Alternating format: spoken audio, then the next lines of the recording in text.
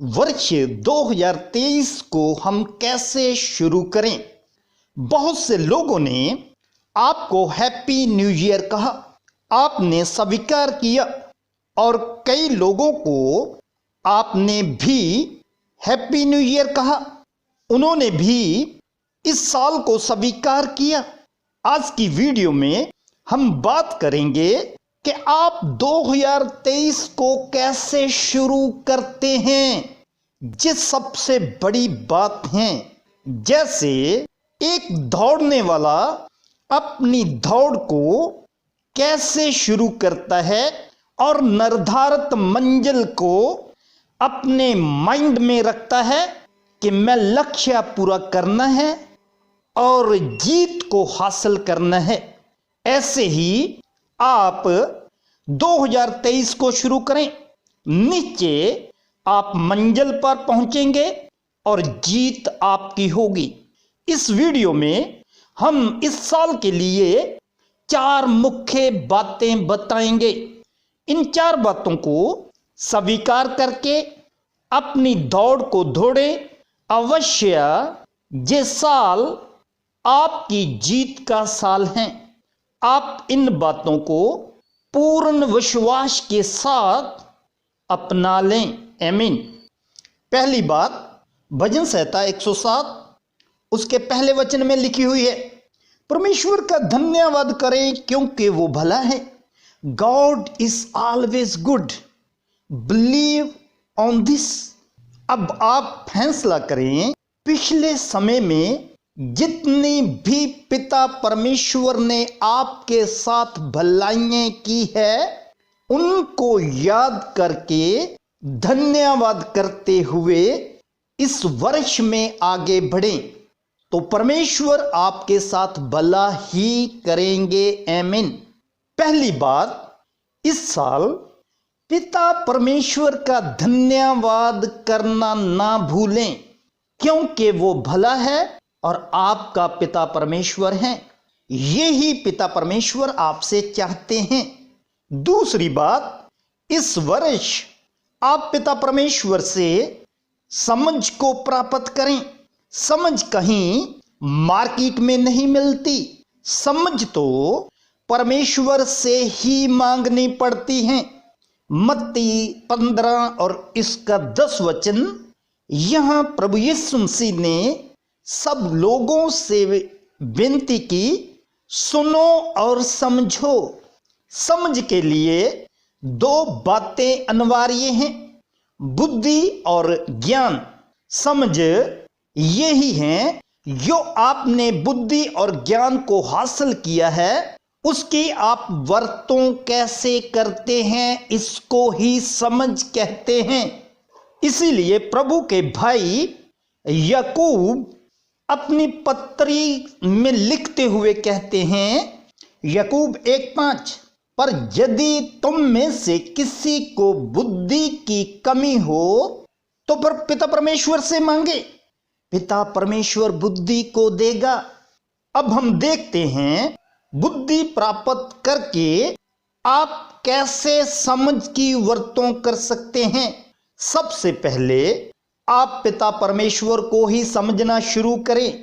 पिता परमेश्वर इंसान नहीं, वो पूरी दुनिया का करता है।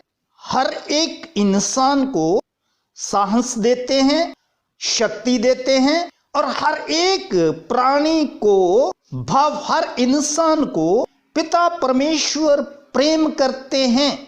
यदि आप पिता परमेश्वर को समझ लोगे तो आपसी विवाद हमारे खत्म हो जाएंगे। आमीन। यिर्मयाह अध्याय 9 और उसका 23 और 24 वचन, यहां लिखा है, कोई भी इंसान घमंड ना करे, ना अपनी बुद्धि का, ना अपनी वीरता का, ना अपने धन पर घमंड करे, वरना इस बात पर घमंड करे कि वो पिता परमेश्वर को समझता है और जानता है। आमीन। इसी ही वचन में पिता परमेश्वर के 3 काम लिखे हुए हैं, करुणा, न्याय और धर्म के कार्य करना। आमीन।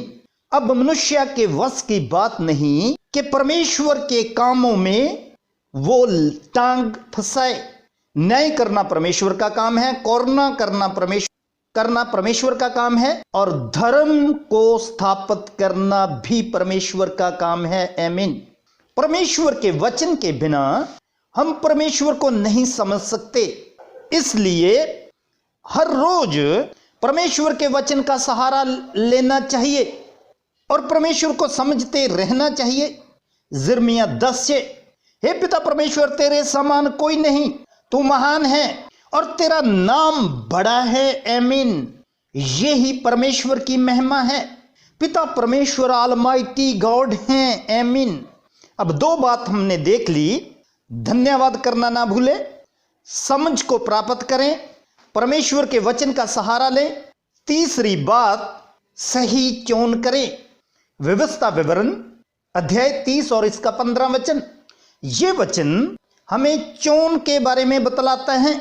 हमने जीवन और लाभ का चुन करना है। नीचे ही जे वर्ष आपकी भलाई का और जीवन का होगा। सिर्फ परमेश्वर के वचन पर विश्वास करें। आमीन। फिर नए वर्ष का आपके लिए परमेश्वर का यही वायदा है।